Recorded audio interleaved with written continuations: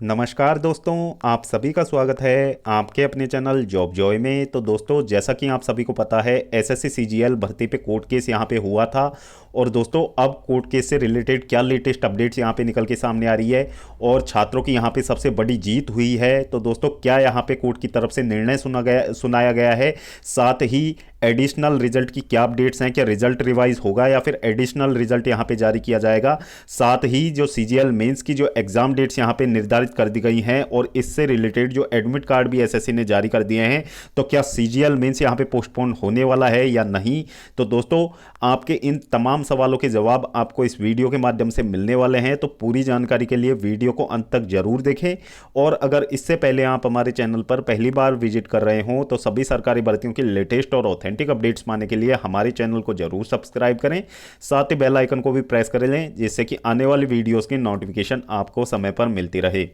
तो दोस्तों, जैसा कि आप सभी को पता है, एसएससी सीजीएल भर्ती पर जो कोर्ट केस यहाँ पे कर दिया गया था। तो दोस्तों, कोर्ट केस के बाद में जब हाई कोर्ट की पहली हियरिंग यहाँ पे हुई थी, तो उसमें एसएससी को थोड़ी बहुत यहाँ पे लताड़ लगाई गई थी हाई कोर्ट की तरफ से कि आपने जो कैंडिडेट जेएसओ पोस्ट के लिए सिर्फ एलिजिबल थे, उनको आपने लिस्ट थर्ड में क्यों रख लिया। और दोस्तों, उसमें एसएससी ने अपनी गलती मानी थी कि हमने 533 कैंडिडेट ऐसे आइडेंटिफाई किए हैं जिनकी एज यहाँ पे 30 से ज़्यादा है, फिर भी उनको लिस्ट थर्ड में रखा गया है। तो यह गलती यहाँ पे एसएससी के द्वारा स्वीकार की गई थी। और दोस्तों, कोर्ट में जब जब कोर्ट ने इस पे कहा गया था कि एसएससी अपने ये सारे बयान एफिडेविट पे लिख के यहाँ पे दे, तो दोस्तों उसके बाद में हाई कोर्ट की तरफ से एक निर्देश कैंडिडेट के लिए यह भी दिया गया था कि यदि इस मामले में आप त्वरित सुनवाई यहां पे चाहते हैं तो यह मामला आपको कैट कोर्ट में भी यहां पे ले जाना पड़ेगा। तो दोस्तों, उसके बाद में कैंडिडेट्स ने कैट कोर्ट में यह मामला कैट कोर्ट के सामने रखा। और दोस्तों, कैट कोर्ट की जो सुनवाई थी आज 16 जनवरी की डेट में यहाँ पे कंडक्ट करवाई गई। तो दोस्तों, इसमें बहुत बड़ा निर्णय यहाँ पे निकल के सामने आया कैट कोर्ट की तरफ से पहली हियरिंग में।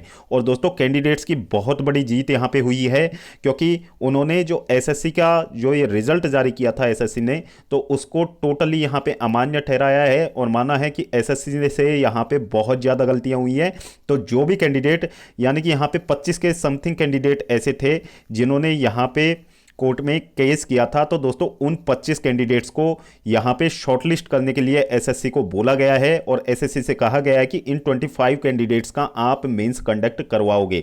अब दोस्तों, वो मेंस कैसे कंडक्ट करवाते हैं ये सब एसएससी के ऊपर है, लेकिन दोस्तों अभी लड़ाई बाकी है, क्योंकि दोस्तों सिर्फ 25 कैंडिडेट्स की बात नहीं है, हजारों ऐसे कैंडिडेट हैं जिनके साथ ऐसा हुआ है और हजारों कैंडिडेट ऐसे हैं जो कि एसएससी की गलतियों की वजह से सीजीएल मेंस की जो रेस है उससे बाहर हो गए थे। क्योंकि दोस्तों, बहुत सारे कैंडिडेट ऐसे हैं जो एक एक दो दो और इससे भी कम मार्जिन से यहां पे कट ऑफ में रह गए थे।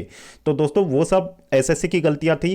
तो यहां पे अब ऐसे कैंडिडेट्स को यहां पे क्या करना है। और दोस्तों, सबसे पहले तो इस लड़ाई में जो आपका साथ दिया अभिनय सर ने और लास्ट तक आपके साथ इस लड़ाई में खड़े रहे हैं अभिनय सर, तो बहुत ज़्यादा शुक्रिया अदा, उनको जितना शुक्रिया अदा आप करें उतना कम रहेगा। क्योंकि दोस्तों, एक टीचर वही होता है, एक सच्चा टीचर वही होता है जो अपने स्टूडेंट्स के साथ में लास्ट टाइम तक खड़ा रहे, अपने स्टूडेंट्स की हक की लड़ाई में उनके साथ में खड़ा रहे। बाकी जो और टीचर्स होते हैं जो सिर्फ अपना फ़ायदा देखते हैं स्टूडेंट्स से, कि सिर्फ उनको सिर्फ अपने कोर्स बेचने से मतलब होता है, स्टूडेंट्स के साथ कुछ भी होता रहे, गवर्नमेंट उनके साथ कुछ भी करे, उससे उन्हें कोई मतलब नहीं होता।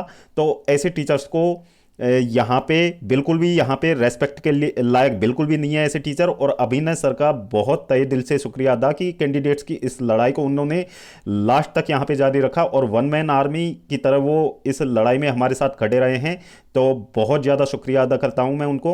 और दोस्तों, यहाँ पे अब करना क्या है, ऐसे कैंडिडेट जो कि एक एक दो दो नंबर से कट ऑफ से रह गए हैं, यानी कि बहुत छोटे मार्जिन से यहाँ पे बाहर हो गए थे, ऐसे कैंडिडेट्स को करना क्या होगा कि जो अभिनय सर ने हाल ही में एक वीडियो यहाँ पे जारी किया है, तो उसके डिस्क्रिप्शन बॉक्स में एक गूगल फॉर्म का लिंक आपको दिया हुआ है। तो वो गूगल फॉर्म आपको भरना होगा, जो भी ऐसे कैंडिडेट हैं, जिससे कि वो पूरा डेटा अभिनय सर के पास जाए और अभिनय सर आपकी बातें कैट कोर्ट तक यहाँ पे लेके जाएं।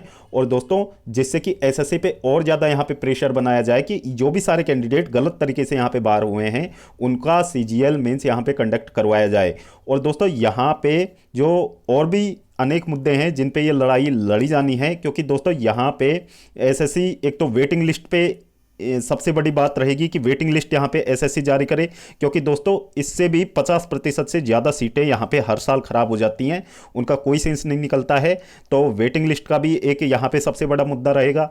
इसके बाद में नॉर्मलाइजेशन, और दोस्तों यहाँ पे जो सीजीएल मेंस ये लोग कंडक्ट करवा रहे हैं तो वो भी यहाँ पे एक दिन में कंडक्ट होना चाहिए। सारी लड़ाइयाँ अभी लड़ी जानी है, और दोस्तों जो कोर्ट की नेक्स्ट हियरिंग होगी उसमें ये सब बातें आपकी उनके सामने रखी जानी है। तो दोस्तों आपको ऐसे कैंडिडेट जो शॉर्टलिस्ट नहीं हो पाए थे और बहुत कम मार्जिन से रह गए थे, तो उनको वो गूगल फॉर्म जरूर से भरना है, जिससे कि अभिनय सर आपको इंसाफ दिला पाए कैट कोर्ट में।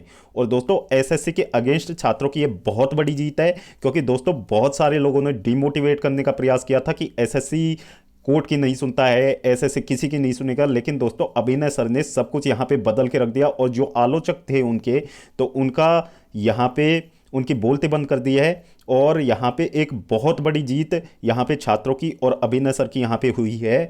तो दोस्तों जो भी कैंडिडेट यहाँ पे ऐसे हैं जो बहुत नैरो मार्जिन से रह गए हैं, तो उनको सबसे पहले तो ये काम करना है। और दोस्तों यहाँ पे सबसे बड़ी लड़ाई ये भी रहेगी कि जो ये 25 कैंडिडेट या फिर जितने भी और कैंडिडेट अभी आइडेंटिफाई होंगे जो कि बहुत नैरो मार्जिन से रह गए थे, उनका मेंस एसएससी कब कंडक्ट करवाता है। यदि मेंस 20 तारीख को ही इनका मेंस यदि एडजस्ट करवाने की कोशिश करेगा एसएससी, तो दोस्तों ये इन कैंडिडेट के लिए बिल्कुल भी इंसाफ की बात नहीं रहेगी, क्योंकि दोस्तों इन कैंडिडेट को तैयारी के लिए प्रॉपर टाइम नहीं मिला है यहाँ पे। तो प्रयास ये रहेगा कि एसएससी एक एडिशनल रिजल्ट यहाँ पे जारी करे, क्योंकि रिजल्ट रिवाइज होना अभी बहुत ज़्यादा मुश्किल लग रहा है, क्योंकि एसएससी ने जो मेंस के लिए यहाँ पे एडमिट कार्ड भी जारी कर दिए हैं। तो मेंस यहाँ पे पोस्टपोन होना सबसे बड़ी बात है। यहाँ पे मेंस पोस्टपोन होने का बहुत कम चांस है।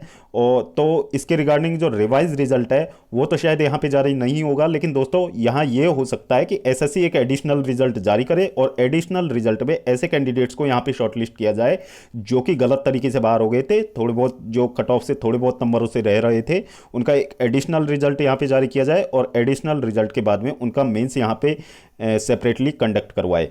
तो ये यहाँ पे हो सकता है अभी इस भर्ती में। और बाकी जो कोर्ट की नेक्स्ट हियरिंग होगी तो उसमें भी जो ज़्यादातर मामले हैं वो छात्रों के पक्ष में उसकी सुनवाई होने की बहुत ज़्यादा आसार हैं। और एक बार फिर से अभिनय सर को बहुत ज़्यादा शुक्रिया अदा करता हूँ मैं इस बात के लिए। तो दोस्तों ये थी कोर्ट केस की लेटेस्ट अपडेट, और जो भी कोर्ट केस की नेक्स्ट हियरिंग में अपडेट निकल के सामने आएगी वो आपको हमारे चैनल के माध्यम से बता दी जाएगी। तो दोस्तों जो लेटेस्ट भर्तियों की अपडेट्स पाने के लिए हमारे चैनल को जरूर सब्सक्राइब करें, साथ ही बेल आइकन को भी प्रेस कर लें, जिससे कि आने वाली वीडियोस की नोटिफिकेशन आपको समय पर मिलती रहे। तो दोस्तों इस वीडियो में फिलहाल इतना ही। जल्द मिलते हैं एक और नई सरकारी भर्ती के लेटेस्ट और ऑथेंटिक अपडेट के साथ। तब तक के लिए स्वस्थ रहें, तंदुरुस्त रहें और अपनी फ्यूचर एग्जाम्स की प्रिपरेशंस को जारी रखें।